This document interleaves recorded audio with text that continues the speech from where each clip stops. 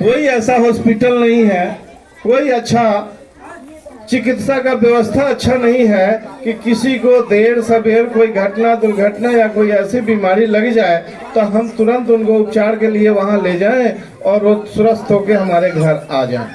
जब तक हम गाड़ियों का व्यवस्था करते हैं, रोड इतना अच्छा, रोडों की जो खस्ता हालत है, हम पहुंचते पहुंचते वो दर्द तोड़ देते हैं, हम वापस लेके आते हैं अपने घर में। क्या है सही है? आप में से कितने के बच्चों को बाहर रहना पड़ता है? कितने लोग हैं, जरा हाथ उठा के बताएंगे हमें कि कितने लोगों के बच्चे बाहर रहते हैं और बाहर भेजते अपने काम के लिए? है आप लोगों का बच्चा? मान लीजिए क्यों है बाहर, हमारे बच्चे बाहर क्यों जाए?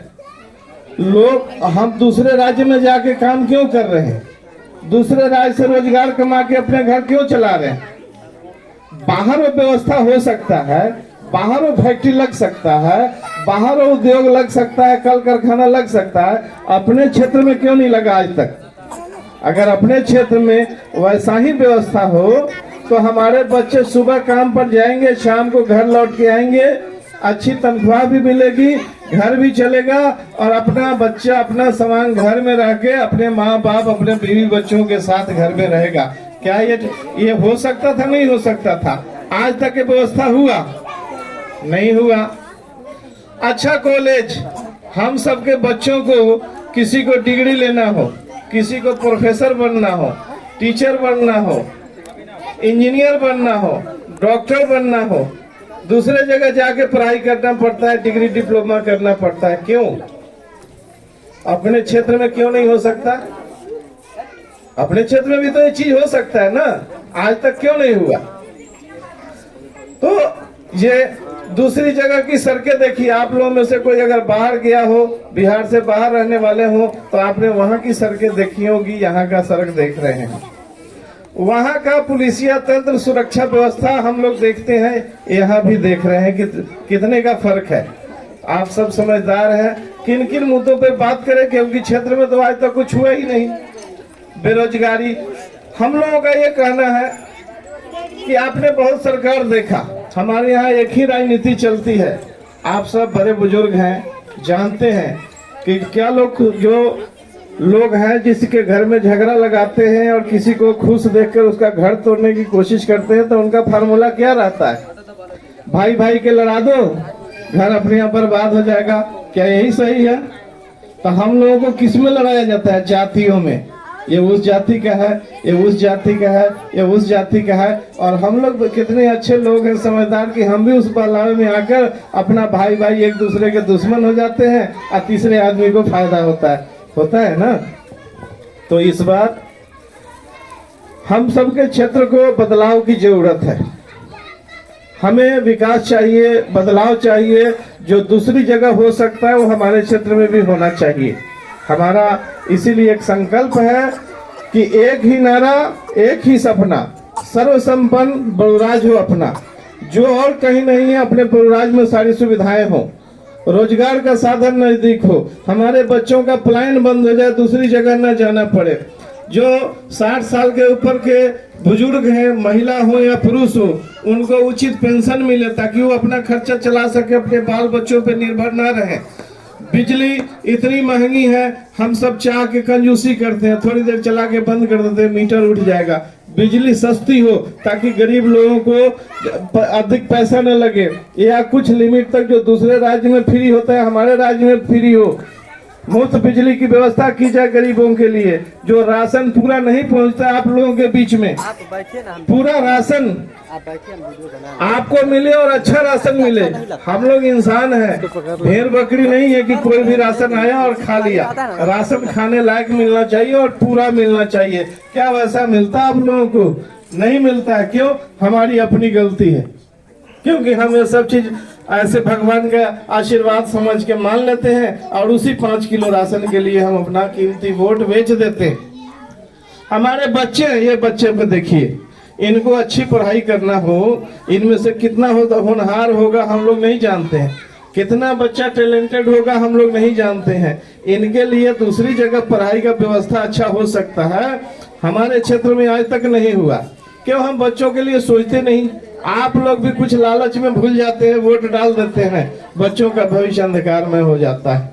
अगर आप लोग सोच समझकर वोट करते, हमारे पहले के बड़े लोग वोट करते सोच समझकर, तो आज अपने क्षेत्र की ये हालत ना होती, अपने क्षेत्र में भी विकास होता है। इसमें कौन बच्चा कोई मंत्री बनता, कोई डीएम बनता, आप लोगों के समाज का कोई दरोगा रहता, आप लोगों के समाज का कोई एसपी रहता, डीएम रहता, तो आप लोगों का बल होता। नहीं नहीं, हमारे समाज का एक लड़का है, कोई दुख मुसीबत आएगा तो वो मदद करेगा। आज कोई सुनने वाला है नहीं है। उसमें गलती हम लोगों की है कि हम बिना सोचे समझे किसी को वोट देते हैं।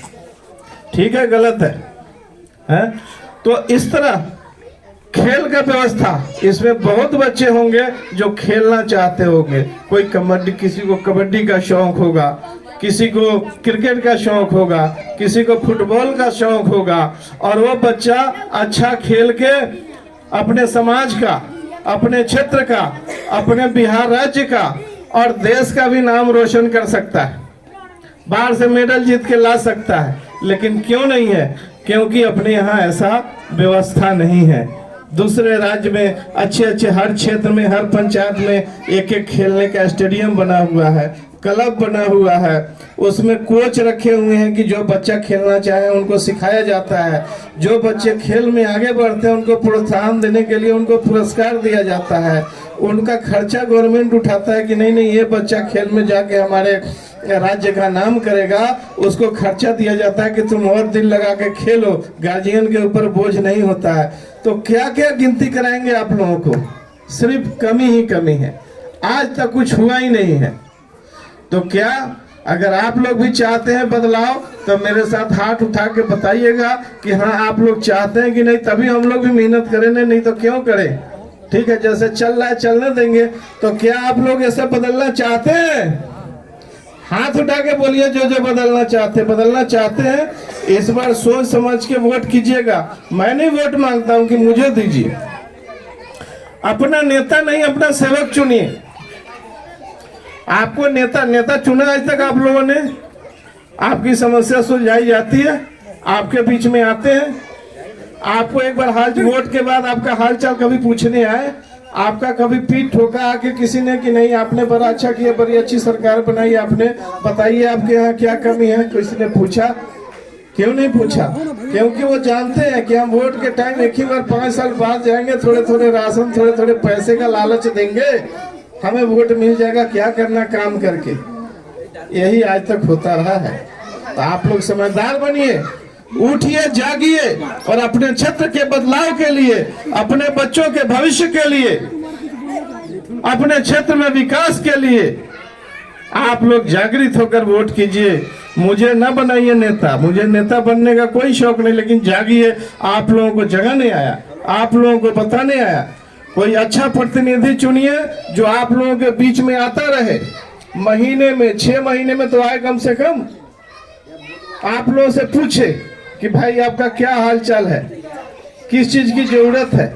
देखिए अपने क्षेत्र में काम हो रहा है, कितने मोहल्ले के आपके बच्चे हैं जिनको नौकरी चाहिए, बताइए, हम लगवाते हैं इन फैक्ट्रियों में। 2-4 फैक्ट्रियां जरूर लगी है छोटी छोटी, जिसमें बाहर से लोग आके काम कर रहे हैं। क्यों? हमारे क्षेत्र के लोगों में ताकत नहीं है, हमारे क्षेत्र के लोगों को दिमाग नहीं है। हमारे बच्चे क्यों नहीं काम कर सकते? वहां क्यों रोका जाता है?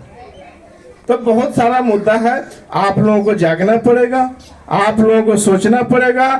हम बदलेंगे तभी हमारा क्षेत्र बदलेगा, हमारा समाज बदलेगा। जब तक हम नहीं बदलेंगे कुछ बदलने वाला नहीं है। तो इस तरह भाइयों आप सबसे विनती है कि जो भी अपना प्रतिनिधि चुनिए, सोच समझकर चुनिए। हम लोग बदलाव के लिए, बदलाव का संकल्प लेके आ रहे हैं। हम लोगों को नेता बनने का जरूरत नहीं है, आप लोगों का आशीर्वाद मिल जाएगा। और आप लोगों के आशीर्वाद से अगर आप लोगों का विकास हो जाएगा, बच्चों के भविष्य का सुधार हो जाएगा, तो हम लोग गदगद हो जाएंगे, चाहेंगे कि हम लोगों को यही मोक्ष मिल गया। हम बदलाव के लिए आ रहे हैं, किसी और बात के लिए नहीं। तो आप लोगों से विनती है कि आप लोग इस बार सोच समझ के अपना दिमाग लगाइए, बदलाव के लिए अपना वोट डालिए, किसी के बहलावे फुसलावे में मत आइए। और यही हमारा कहना है। अगर हमारे बातों से आप लोग सहमत हैं तो विचार कीजिएगा, अपने दिमाग में भी बात लाइएगा, बाकियों को भी समझाइएगा और अपने आप को इस बार तंदुरुस्त बनाइए कि हमें अब तो विकास करने के लिए वोट देना है, सब कुछ बदलने के लिए वोट देना है, आप प्रलोभन में आके वोट नहीं देना है। इन्हीं बातों के साथ यहीं पे मैं अपना वक्तव्य खत्म करता हूँ। फिर हम मिलते रहेंगे, फिर हम आपसे बात करते रहेंगे। अगली बार मिलने से पहले बात सोच के रखिएगा कि इस बार करना क्या है। ठीक है? जय हिंद, जय भारत, नमस्कार।